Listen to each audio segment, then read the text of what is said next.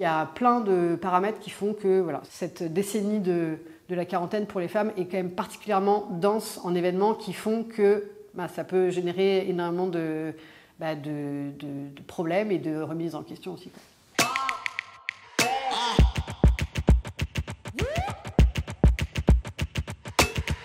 Il y a un peu plus de 2 ans et demi, je me suis posé la question de qu'est-ce que j'allais vivre comme grande étape dans ma vie après avoir vécu grossesse, accouchement, parentalité.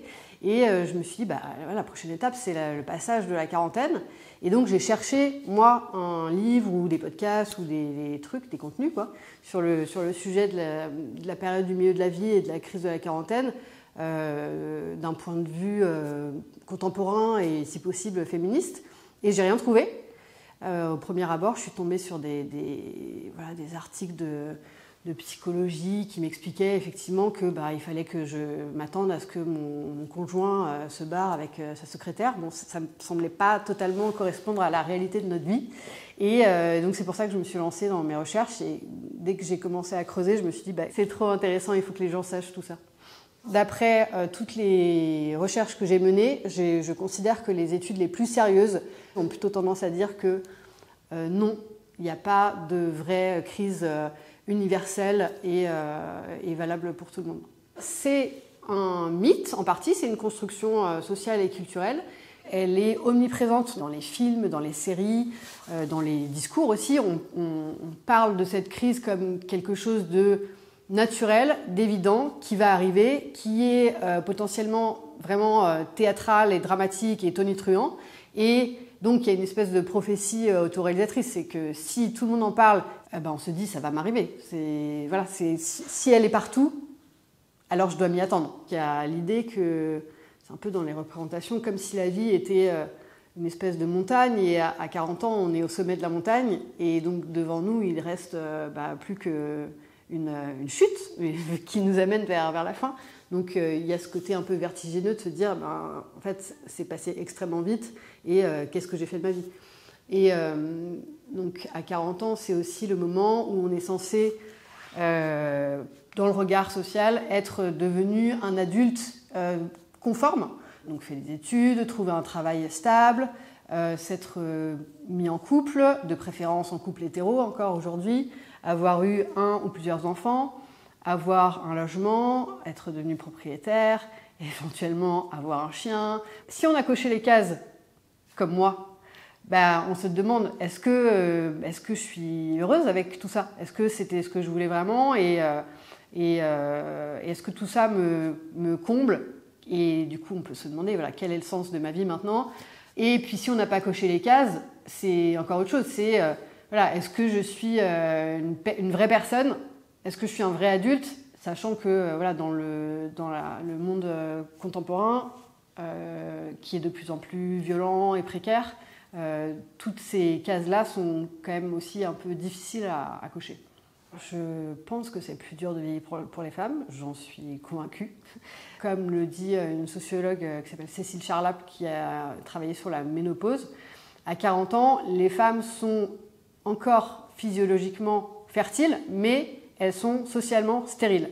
Et donc elles passent vraiment dans une autre partie de leur vie où elles ne sont plus autant des objets de convoitise sexuelle, mais elles deviennent peu à peu reléguées socialement. Et en plus de cette question d'esthétique et de corps, à 40 ans, les femmes sont aussi à un moment souvent où elles cumulent vraiment les rôles sociaux. Elles sont des mères, des épouses, des aidantes, possiblement aussi pour leurs parents âgés. Et elles commencent aussi à subir des inégalités liées à l'âge dans le domaine du travail.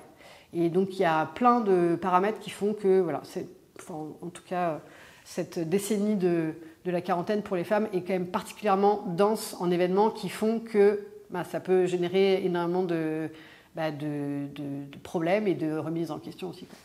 Le sujet du milieu de la vie, il m'a permis à moi d'aller creuser des thèmes qui m'étaient déjà chers et qui m'intéressent beaucoup, comme celui de voilà, la contrainte à l'hétérosexualité, la question de la remise en cause des normes de genre, la question de l'engagement aussi en tant que féministe, un engagement politique.